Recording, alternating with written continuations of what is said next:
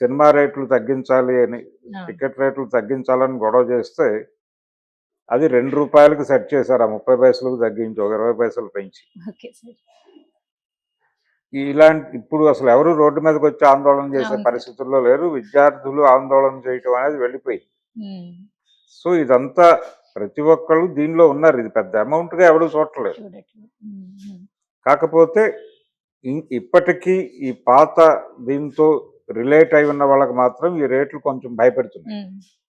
ఇంత రేట్లు అనేది. అలాగే ఈ సంపాదన లేని వాళ్ళు భయపడుతున్నారు. అవును సార్. సంపాదన లేని వాళ్ళని అసలు ఎకానమీ నుంచి వాళ్ళు ఎలిమినేట్ చేశారన్న విషయం వీళ్ళకి అర్థం కావట్లేదు. హ్మ్. ఇంత డబ్బులు పెట్టి సినిమా మేము తీయమన్నామా? ఎందుకు ఇంత రేట్లు పెట్టి అమ్ముతున్నారు అనే ప్రశ్న వస్తోంది. హ్మ్. మీరు అడగక్కర్లేదు. వాళ్ళు ప్రొడక్ట్ వాళ్ళు కూడా అడగట్లేదు మిమ్మల్ని చూడమని. అవును సార్.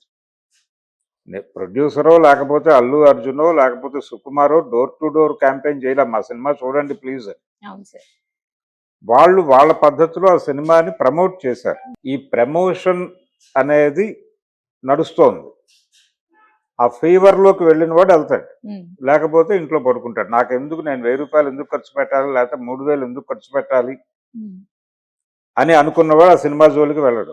అవును సార్. కరెక్ట్. కానీ ప్రస్తుతం బుక్ మై షోలో చూస్తే అన్ని చోట్ల బుక్ అయిపోయి ఉన్నాయి. అలా అనుకునే వాళ్ళు లేరు అనే పరిస్థితి. అంతే. అవును సార్. అంటే పోటీ ప్రపంచంలో ఉన్నారు జనాలు. అవును సార్. ఏ యూత్ అయితే దీని మీద నిరసన ఉద్యమం చేస్తుంది అనుకుంటున్నారో హ్మ్. ఆ యూత్ అక్కడ ఉంది. అవును సార్. కరెక్ట్. ఇప్పుడు దీన్ని టర్న్ చేయటం అనేది కుదిరే పని కాదు. హ్మ్. ఇది చాలా సీరియస్‌గా మార్కెట్ ఎకానమీని స్టడీ చేసిన వాళ్ళకి పెద్ద గందరగోళం అనిపించదు. కానీ హుహు. సాధారణ జీవితాలు ఇప్పటికీ గడుపుతున్న వాళ్ళు చాలామంది ఉన్నారు ఈ దేశంలో. మధ్య తరగతి మనుషులు. మధ్యతరగతి. హ్మ్. వీళ్ళు భయపడుతున్నారు. అవును సార్. పర్టిక్యులర్‌గా పేరెంట్స్ భయపడుతున్నారు. అవును సార్. ఈ డబ్బులు పూల్ చేయటానికి పిల్లలు ఏం చేస్తారు అనేటువంటి ఒక భయం ఉంది వాళ్ళకి. హ్మ్. అలాగే మార్కెట్ ఎకానమీ క్రియేట్ చేస్తున్నటువంటి అనేక గందరగోళాలు, అంటే ఎవరి కంపార్ట్మెంట్ వారిది అయిపోయింది. ఒక ఇంట్లో మొత్తం అందరూ కలిసి ఒక ఆలోచన చేసి ఒక ఎంటర్టైన్మెంట్ తీసుకునేటువంటి ఒక సందర్భం ఉండింది. కానీ ఇప్పుడు అలా లేదు. లేదు. ఎవరి కంపార్ట్మెంట్ వారిది, వారి కంపార్ట్మెంట్లో వారు ఉంటారు. వీరు వారి కంపార్ట్మెంట్లోకి వెళ్ళకూడదు. హ్మ్. అది వారి పర్సనల్ ప్రైవసీ గొడవ. వారు వీరి కంపార్ట్మెంట్లోకి రాకూడదు. ఇలాంటి ఒక విచిత్రమైన కండిషన్ వచ్చేసింది అవును సార్. జీవితాల్లో. అవును. కేవలం ఆర్థిక అనుబంధాలు మాత్రమే మిగిలున్నాయి. హ్మ్. ఈ ఆర్థిక అనుబంధాలు, ఈ ప్రెజర్సు, ఇవి సీరియస్‌గా మిడిల్ క్లాస్‌లో ప్రెజర్ ఇస్తున్నాయి. హ్మ్. అంటే పిల్లలు డిమాండ్ చేస్తున్నారు డబ్బులు. అంటే కనీసం సినిమాకెళ్ళటానికి ఒక 5,000 కూడా ఇవ్వలేను నువ్వు ఒక తండ్రివేనా హ్మ్. అని ఒక 10థ్ క్లాస్ కుర్రోడు అడిగే పరిస్థితి ఉంది. ఉంది సార్. ఈ కండిషన్ ఎమర్జ్ అయిపోయి ఉంది. దీంతో ఆ సఫరింగ్ ఉంది వాళ్ళకి. హ్మ్. వాళ్ళు ఆందోళన పడుతున్నారు ఈ రేట్లు చూసి. హ్మ్. ఏంటి ఇలా చేస్తున్నారు, ఇలా కోసుకు తినేస్తున్నారు అని. వాళ్ళు టార్గెట్ కాదు వీళ్ళకి. అలాగే ఇన్ ది సేమ్ టైమ్ ఈ సినిమా షో పడిన, అంటే 1:00 షో పడిన తర్వాత ఎర్లీ మార్నింగ్ 5:40కి షో బిగిన్ అయ్యే లోపే ఇది ఇంటర్నెట్లో అవైలబుల్ అయిపోతుంది ఆ! ఈ సినిమా. ఈ పోటీని తట్టుకోవటం కోసం కూడా వాళ్ళు 3 రోజుల్లో పూల్ చేయాలనుకుంటున్నారు. హ్మ్.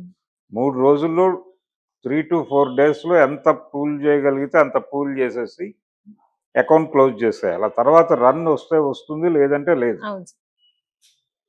పాత రోజుల్లో ఎలా ఉండేదంటే ఎన్టీ రామారావు, నాగేశ్వరరావు రోజుల్లో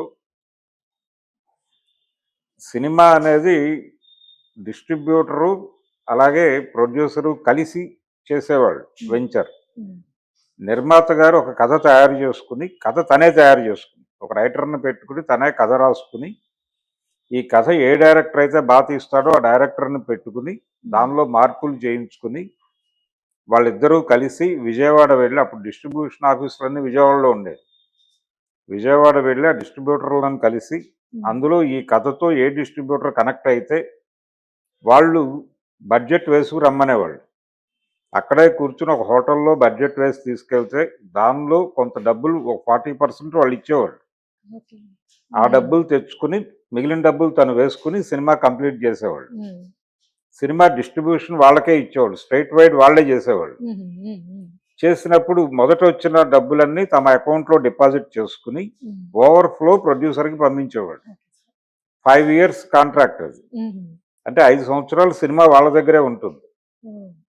ఈ సినిమా మీద ఈ 5 సంవత్సరాల్లో వచ్చిన డబ్బుల్లో తమ వాటా తాము తీసుకుని మిగిలినది ప్రొడ్యూసర్కి ఇచ్చేవాళ్ళు. ఒక్కొక్కసారి 10 రోజుల్లోనే వాళ్ళ డబ్బులు వచ్చేసాయి. ఒక్కో సినిమా ఫ్లాప్ అయినా డబ్బులు వచ్చేవి. అందుకని నష్టాలు కూడా తక్కువ ఉండేవి. ఇప్పుడు ఈ లెవెల్ సినిమా ఫ్లాప్ అయితే ఎవరు మిగలరు. అవును సార్, నష్టాలు కూడా భారీగానే ఉంటాయి. మొత్తం మొత్తం అంటే ఆత్మహత్యలు చేసుకునే లెవెల్కి వెళ్ళిపోవచ్చు కూడా. అంటే ఇది చాలా బిగ్ స్కేల్ జూదమే, చాలా పెద్ద స్థాయి జూదంలోకి ఎంటర్ అయిపోయింది ప్రపంచం. కాబట్టి దీన్ని అడ్డుకోవటం అనేది కుదిరే పని కాదు. దీన్ని అడ్డుకోవటానికి మేము ఏదో వ్యూహరచన చేస్తున్నాము అని ఎవరు చెప్పినా అది బూటకమే, అది జరగదు. దానికి చాలా పెద్ద స్కేల్ మూమెంట్ కావాలి. అంతే తప్ప నిరసన తెలియజేయటం వలన ఏ పని కాదు. అడ్డుకునే ప్రోగ్రాం చాలా బిగ్ స్కేల్లో లేకపోతే ఇది అవ్వదు. మార్కెట్ ఎకానమీ విషఫలం ఇప్పుడు మనం చూస్తున్నటువంటి, మనం భయపడుతున్నటువంటి పుష్ప రేట్ల పెరుగుదల. ఇది తప్పదు మన జీవితాల్లో. ఇంకా అన్నిటితో పాటు ఇది కూడా యాక్సెప్ట్ చేసేయాలి అంటే తప్పదు. అవును సార్, తప్పదండి. బయటకు వెళ్ళిన తర్వాత మీరు ఎంత ఖర్చు పెట్టాలి అనేది మనకు రకరకాల, ఇప్పుడు ఊబర్లు ఇవన్నీ ఈ సౌలభ్యాలు అనే పేరుతో రకరకాలు వచ్చేసి, గతంలో పబ్లిక్ ట్రాన్స్పోర్టేషన్ ఎక్కువగా ఉండేది, మేజర్ షేర్ ఉండేది. అవును సార్. ఇప్పుడు ప్రైవేట్ ట్రాన్స్పోర్టేషన్ అనేది విపరీతంగా పెరిగిపోయింది. ఈ పెరిగిపోవటం అనేది ఒక వ్యూహాత్మకంగా జరిగింది. అంటే గవర్నమెంట్ని పరిమితం చేసేస్తున్నారు. ప్రభుత్వం అనేది కేవలం కార్పొరేట్లని ఫెసిలిటేట్ చేయటానికి ఒక ఏజెన్సీ మాత్రమే అనేది మనం అర్థం చేసుకోవాలి. ఇప్పుడు ప్రభుత్వాలు ప్రజల కోసం లేవు. ప్రస్తుతం పనిచేస్తున్న ఏ ప్రభుత్వం అయినా అది అధికారంలోకి వచ్చేటప్పుడు ప్రజల కోసం అని చెప్తారు, కానీ వాళ్ళు కార్పొరేట్ల కోసం ఉన్నారు. కార్పొరేట్లని ఫెసిలిటేట్ చేయటం కోసం మాత్రమే ఉన్నారు. అందులో భాగంగా ప్రజలు కొన్ని సౌలభ్యాలు పొందితే పొందొచ్చు, లేకపోతే లేదు. విద్య, వైద్యం ఇవన్నీ కూడా ప్రస్తుతం చాలా భారమైనటువంటి వ్యవహారాలుగా మారిపోయినాయి. ఏ హాస్పిటల్కి వెళ్ళినా ఇన్సూరెన్స్ ఉందా అని అడుగుతున్నారు. జబ్బేమిటి అని అడగట్లేదు. ముందు ఇన్సూరెన్స్ ఉంది అంటే అప్పుడు మిగిలిన విషయాలు మాట్లాడుతున్నారు. సో మార్కెట్ ఎకానమీ విషఫలాలు జీర్ణం చేసుకోవటం అనేది మనకు అలవాటు అవుతోంది. పుష్ప సినిమాకి 10,000 పెట్టి టికెట్లు కొనడానికి ఎందుకు డైజెస్ట్ చేసుకోరు మీరు అనేది ప్రశ్న. Thank you sir. Thank you.